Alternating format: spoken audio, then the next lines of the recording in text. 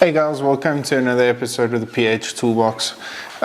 So just to fill everyone in, we've been running through a few schedule of episodes where we've worked now from what to pack when you're coming over in your next safari as far as camera is concerned, then leading into weapon choice, and now it's pretty onto the packages, what you guys are looking to book when you're out in the shot shows or looking to come over to Africa for your first time, first safari, whatever the case may be. There's just too much to get through, too many species to handle. So what I'm going to do is break this down into a few episodes, and we'll start off with the pack I recommend for a starter, somebody that's coming out for the first time into Africa, whether it be alone or with a family member. And yeah, these are a few of the animals that I suggest bringing along, and yeah, let's get into it.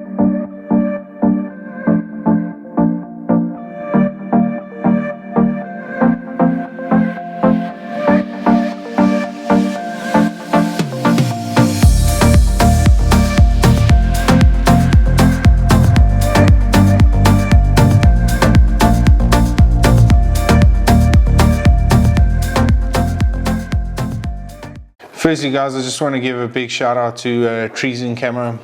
Like I've been saying in the past, South Africa is desperate for a good set of camos, and Trees and have knocked it out of the park with this one. I've been using it for the past year, and I can tell you now that it's fantastic stuff.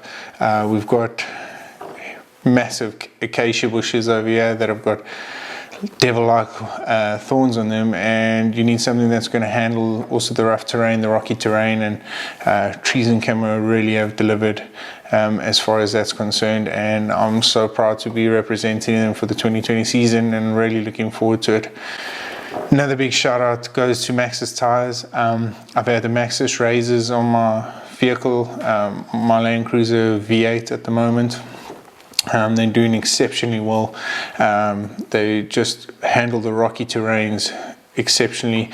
We haven't had much rain other than for the past 2 weeks. I haven't really been able to test them out in the mud situations as of yet, but what I can tell you is what I have experienced when I went Barbara sheep hunting, when I went crew hunting. They were absolutely fantastic, and I don't see myself moving off of them anytime soon. So yeah, big shout out to Maxxis tires. So I'm going to start off with the 7-day starter pack. Now this is particularly for the first timers coming out, whether you be coming out alone or with a family member.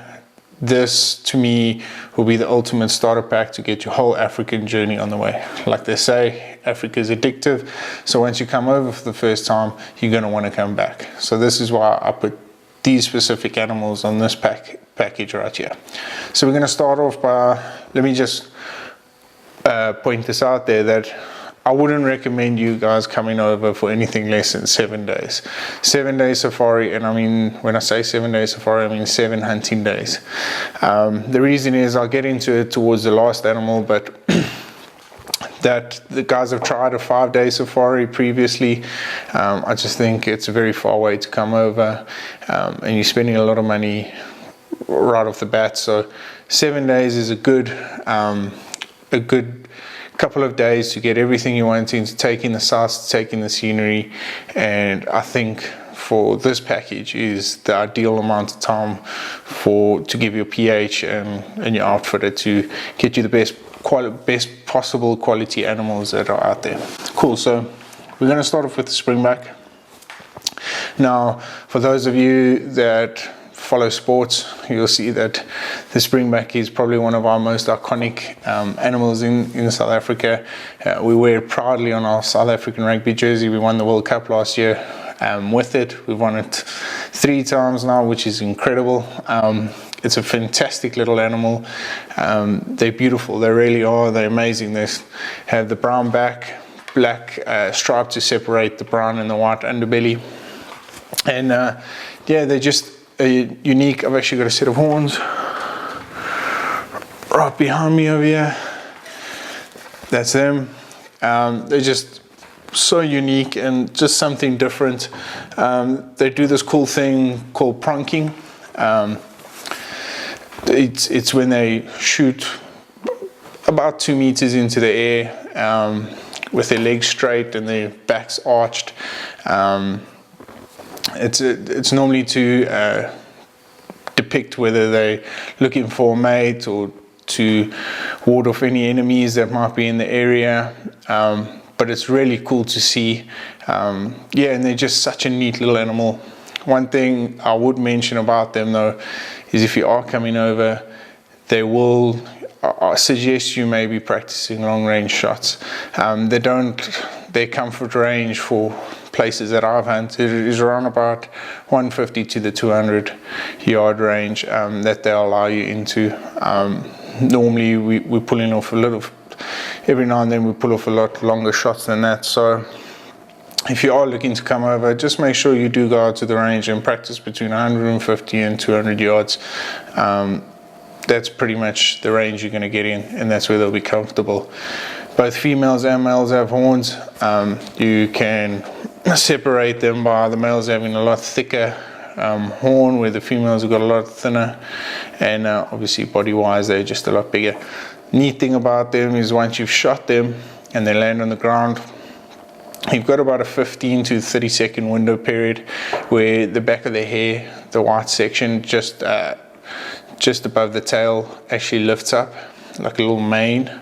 And if you actually smell inside there, it smells kind of sweet. A lot of guys say it smells like honey. I would agree with them there. But yeah, they're pretty remarkable animals and neat to have on your first package. Definitely come out to South Africa. They originated from the Kalahari and the Karoo, and as time's gone on, they've just expanded and you know, just spread all over the show. They breed all year round, so yeah, they're pretty remarkable animals, and they really are neat. You get a few colored variations in them. You get the black, the white, and the common, obviously, and then you get the copper springback. There are a few guys that you get coffee and the royal springback. I'm not going to get into color variation in these episodes, but we'll get into that a little bit later down the line. But remarkable little animal. Okay guys, then next up, personal favorite of mine is the Impala. I've shot a bunch of Impala over the years. They're really good eating. I enjoy them, and they're just so unique. We've experienced in the past a few Impala with certain variations in horns. I shot a really cool one the other day where it sort of flared out. I'll put a picture up as we come in, and yeah, they're just really incredible animals, starting off from a dark brown, moving down into lighter sections of their body. The females do not have horns, only the males have horns. And yeah, they rut typically between May and the end of July. I find what works really well for a caller is a fellow deer call. I've been using them for the past 2 years. Whether it actually means anything or not, they do come into it and they are attracted to it. So yeah, the fellow deer call really works well. So yeah, they're just fantastic animals. They're browsers, so you'll mainly find them within thick thorn trees, thick acacia bushes. They eat the acacia buds at the end. They're really neat. They're herd animals, so you'll find them in herds. The stalk is incredible because you're stalking inside the acacia trees. I enjoy that a lot. And they typically hang around thick areas, so it makes for good, good few stalks. Like I said, fantastic on the bra, Impala fillets, amazing little animals. Yeah, so you get these two subspecies of Impala. There's the common Impala and you get the black-faced Impala. The black-faced is more up north. The common Impala is more down here. We have sort of subcategorized them. You get the eastern common Impala and the southern common Impala. The southerners are a lot bigger as far as horn length is concerned, and the eastern is a little bit on the stubby side.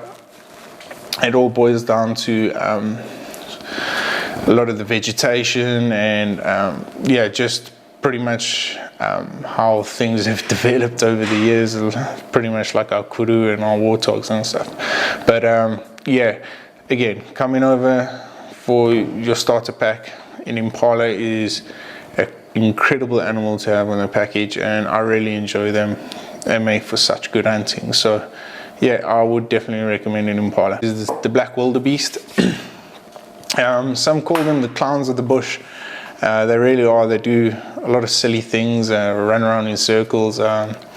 Interesting thing I read about the other day, when they run around in circles in a certain patch or area, some people believed that it's to shorten the grass around where they will be situated, so that predators couldn't creep up on them and catch them by surprise. But yeah, and also interesting thing about a black wildebeest is one of our conservation successes. So in the 19th century, the black wildebeest was almost wiped out down here in South Africa, and that's the reason, because there wasn't enough value on the meat and the hides. So, which is another great tick in the hunter's box as far as black wildebeest are concerned, is that we've really just brought them back, and there's an abundance of them, and that's all due to the dollar worth. So a lot of people have put a lot of money into them, in trying to build their herds up again. You'll mainly find them in captive areas, so reserves, game farms, lodges all around. But that's just because people have looked after them and they've wanted to build the numbers up, and we've successfully done that. So it's an incredible story behind them, although they do get labeled as goofy looking, clowns of the bush, whatever you want to call them. They are pretty unique to the history of South Africa, and I'm so glad they've stuck around. Both males and females have got horns. You'll distinguish between the two of them with the larger bases and obviously larger horn mass, and then yeah, body wise you can pick up Big Bull now from a mile away as far as his body's concerned. So really unique animals, and I always think they definitely deserve a place on the starter pack list. Next up is the blue wildebeest, so obviously from the same family as the black wildebeest. The way you distinguish between the two of them, the blacks have got white on their tail, the blues have got black, and the black wildebeest horns come out the front and the blues come out the side.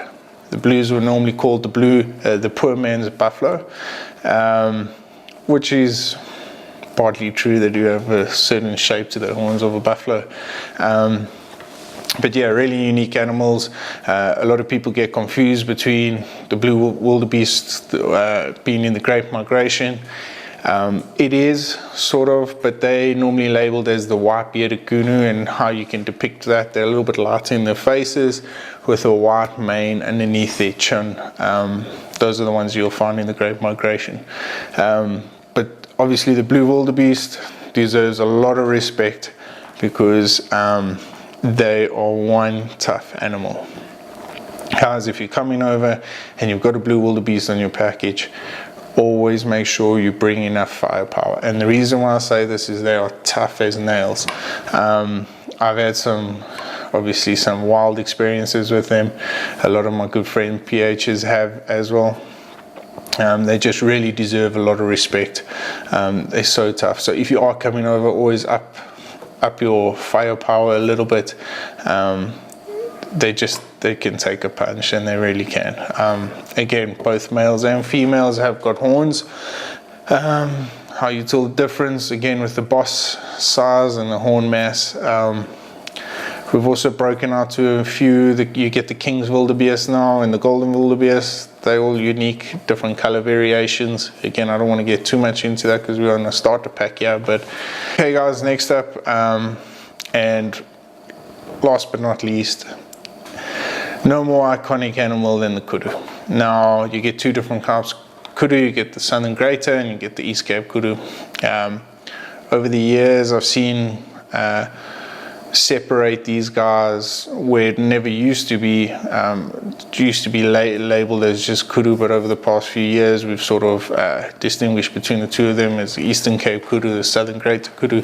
Our Eastern Cape kudus, we don't get as big as the Southern Greaters, as far as horn sound is concerned, but they are a lot prettier in my personal opinion. We've got a lot of wild olives down here, speckworm and all that, which I think contributes towards the coat being a lot darker.